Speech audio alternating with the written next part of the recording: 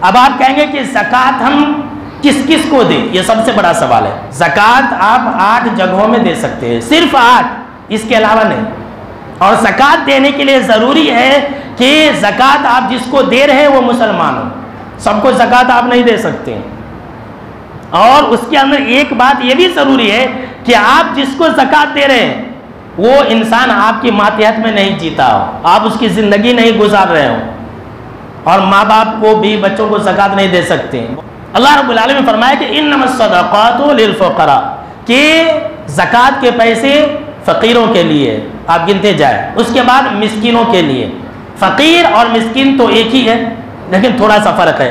فقیر اسے کہتے ہیں جو آپ کے پاس آ کر کے ہاتھ پھیلاتا ہے اور مانگتا ہے بھائی کہ آپ پیسے دو، زکوٰۃ دو۔ اور مسکین اس غریب کو کہتے ہیں جو آپ کے پاس ہاتھ نہیں پھیلاتا ہے، جو آپ کے پاس آ کر کے مانگتا نہیں ہے، وہ کماتا بھی ہے لیکن اتنا نہیں کما رہا ہے کہ اس کی زندگی گزر بسر ہو جائے۔ تو آپ ایسے رشتہ داروں کو پہچان کر کے دیجئے۔ رشتہ داروں کو اگر آپ دیں گے تو آپ کو ڈبل ثواب ملے گا، یاد رکھ لیجئے، ایک تو زکوٰۃ ادا کرنے کا اور ایک صلہ رحمی کرنے کا۔ یہ بھی بخاری کے اندر ہے، یہ حدیث ہے میرے دوستو۔ آپ صلی اللہ تعالیٰ علیہ وسلم کا فرمان ہے، آج لوگ رشتہ داروں کو دینا پسند نہیں کرتے ہیں اور پتہ نہیں کس کس کو دیتے ہیں۔ اپنے رشتہ داروں کو زکوٰۃ کا مال دیجئے، آپ کو ڈبل ڈبل ثواب ہوگا۔ ایسے لوگوں کو بھی دیجئے جو مانگتے ہیں، جو آپ کے گھر کے پاس آتے ہیں، اور ایسے رشتہ داروں کو بھی دیجئے جو آپ سے نہیں مانگتے ہیں لیکن انہیں پیسوں کی ضرورت رہتی ہے۔ ایسے تمام مسکین کو بھی دیجئے۔ رکشہ چلانے والے لوگ رہتے ہیں، وہ تو کماتے ہیں، کسی کے سامنے ہاتھ نہیں پھیلاتے لیکن انہیں پیسے کی ضرورت رہتی ہے۔ ہمارے لیے ضروری ہے کہ ہم ایسے لوگوں کو پہچان کر کے دیں۔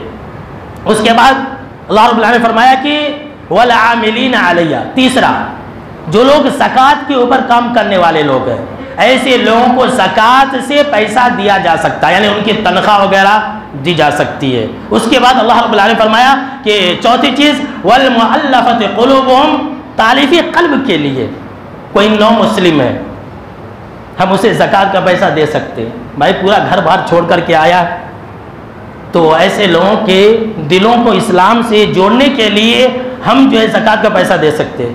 اس میں بعض مفسرین کرام نے یہ بھی کہا کہ کوئی انسان ہے اسلام کے سرچنگ میں ہے اور قریب ہے کہ وہ انسان مسلمان ہو جائے، اور ہم کو امید ہے کہ اگر ہم اس کی مدد کریں گے تو وہ مسلمان ہو جائے گا، تو ایسے لوگوں کو بھی ہم زکوٰۃ کا پیسہ دے سکتے ہیں۔ پانچویں چیز یہ کہ وہ فی الرقاب، گردنوں کے آزاد کرنے میں، یعنی کہ پہلے زمانے میں غلام ہوتے تھے، اب آج کل قیدی کا مسئلہ ہے، اگر کوئی قید کے اندر پڑا ہوا ہے تو آپ زکوٰۃ کے پیسے سے اسے چھڑا سکتے ہیں، اسے بیل پر آزاد کروا سکتے ہیں وغیرہ وغیرہ۔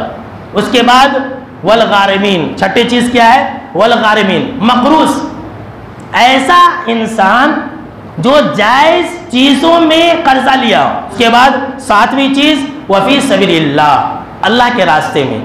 فی سبیل اللہ سے سب سے پہلے نمبر پر جو مراد ہے وہ جہاد ہے۔ اس کے بعد کیا ہے؟ مفسرین کرام نے یہ کہا کہ ہر وہ کام جس سے اللہ خوش ہو جائے، جس سے اللہ راضی ہو جائے، وہ فی سبیل اللہ کے اندر شامل ہوتی ہے، مسجد کے علاوہ۔ مسجد کے اندر آپ جو ہے زکوٰۃ کا پیسہ نہیں لگا سکتے۔